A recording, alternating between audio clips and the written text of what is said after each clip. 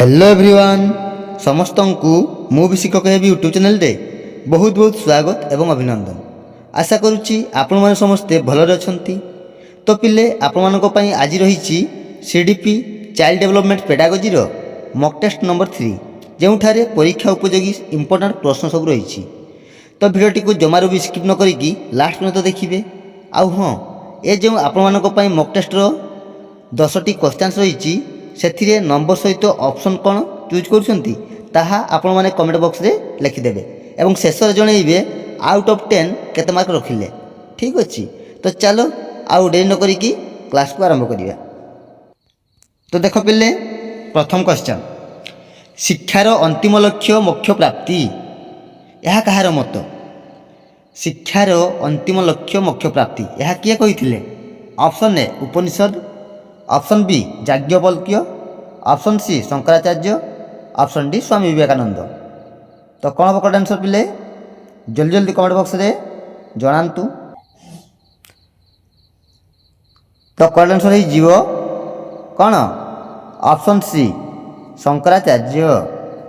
शिक्षार अंतिम लक्ष्य मोक्ष प्राप्ति यह किए कही शंकराचार्य मन रखिए बोले। ठीक अच्छे नेक्स्ट क्वेश्चन नंबर 2 शिक्षार्थी केन्द्रिक शिक्षादान रे केन्द्र बिंदु किए अटे। शिक्षार्थी केन्द्रिक शिक्षादान रे केन्द्र बिंदु किए। ऑप्शन ए शिक्षक, ऑप्शन बी शिक्षार्थी, ऑप्शन सी शिक्षादान प्रक्रिया, ऑप्शन डी शिक्षण उपकरण। तो कौन हम करेक्ट आंसर पिले शिक्षार्थी केन्द्रिक शिक्षादान रे केन्द्र बिंदु होती कौन किए हम पिले शिक्षार्थी। Option B is right answer. Next question number 3 प्राकृतिक शिक्षा पद्धतिर प्रवर्तक किए अटंती। प्राकृतिक शिक्षा पद्धतिर प्रवर्तक किए अटंती। Option A Froebel, option B Gandhi, option C John Dewey, option D Rousseau. तो कौन हम करेक्ट आंसर जल्दी जल्दी कमेंट बॉक्स में जनाओ पिले। आ शेष में आपणकर आउट ऑफ 10 केते रहिला ताहा भी जणाइबे। ठीक अच्छे तो कह पिले क्वेश्चन नंबर 3 रो करेक्ट आंसर कौन हम। ऑप्शन डी रूसो करेक्ट आंसर कौन हम रूसो।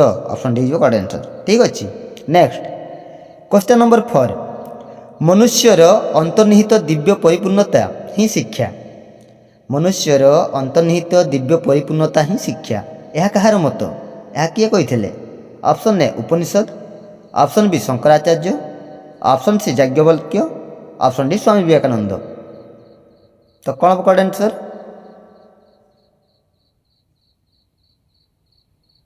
ऑप्शन डी स्वामी विवेकानंद कही।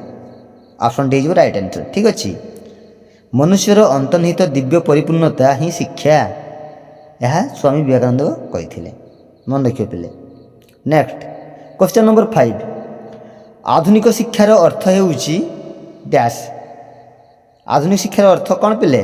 ऑप्शन ए शिक्षण ही कर्म, ऑप्शन बी शिक्षण ही जीवन, ऑप्शन सी शिक्षण ही अनुभव, ऑप्शन डी उपरोक्त समस्त। तो कौन राइट आंसर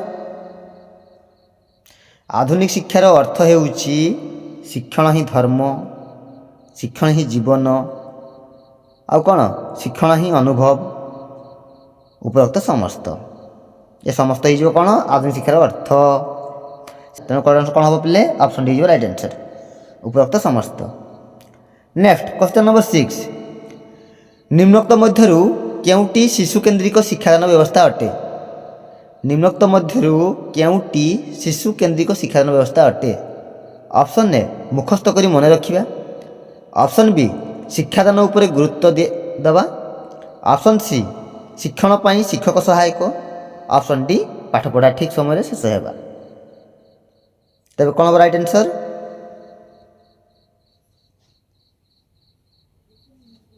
ऑप्शन सी शिक्षण पाई शिक्षक सहायक।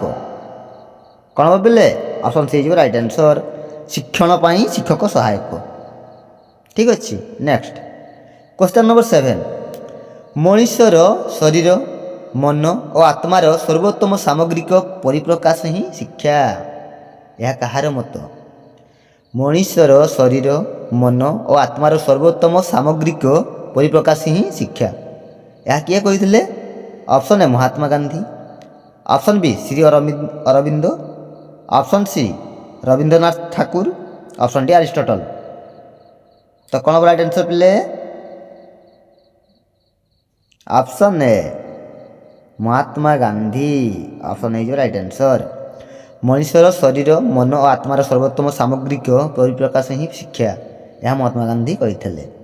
ନେକ୍ସଟ କ୍ୱେଶ୍ଚନ୍ ନମ୍ବର 8, ଶିକ୍ଷା ଅଧିକାର ଅଧିନିୟମ 2009 ଅନୁଯାୟୀ ପ୍ରତିବର୍ଷ ଷଷ୍ଠରୁ ଅଷ୍ଟମ ଶ୍ରେଣୀ ପର୍ଯ୍ୟନ୍ତ ଶିକ୍ଷକ କେତେ ଘଣ୍ଟା ଶିକ୍ଷାଦାନ କାର୍ଯ୍ୟ ପାଇଁ ବିନିଯୋଗ କରିବା ଉଚିତ?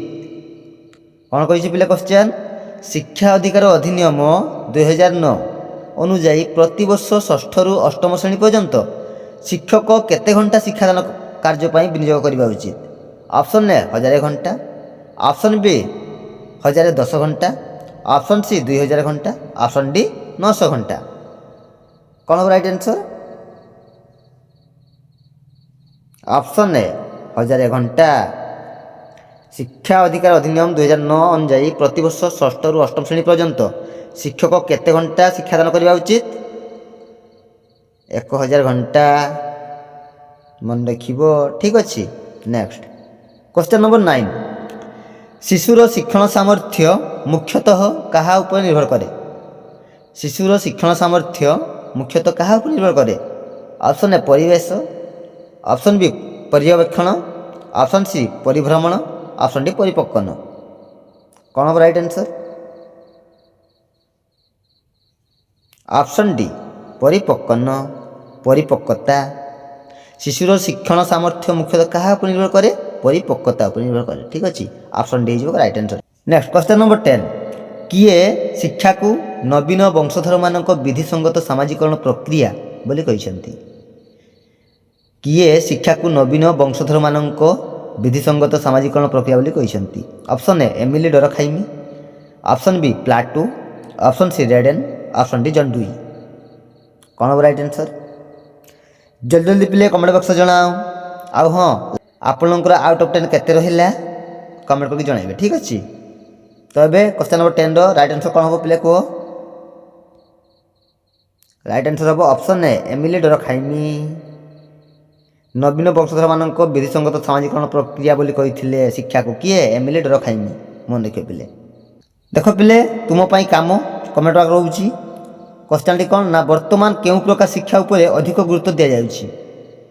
ତ ପିଲେ ଏଇ କ୍ୱେଶ୍ଚନ୍ଟି ହେଉଛି ଆପଣମାନଙ୍କ ପାଇଁ କମେଣ୍ଟ ୱାର୍କ। ତ ନିଶ୍ଚିତ କମେଣ୍ଟ ସେକ୍ସନରେ ଏଇ କ୍ୱେଶ୍ଚନ୍ର କରେକ୍ଟ ଆନ୍ସର୍ କମେଣ୍ଟ କରିକି ଜଣାଇବେ। ଠିକ୍ ଅଛି। ତ ପିଲେ ଆଜି ପାଇଁ ରହୁଛି। ଧନ୍ୟବାଦ। ଜୟ ଜଗନ୍ନାଥ।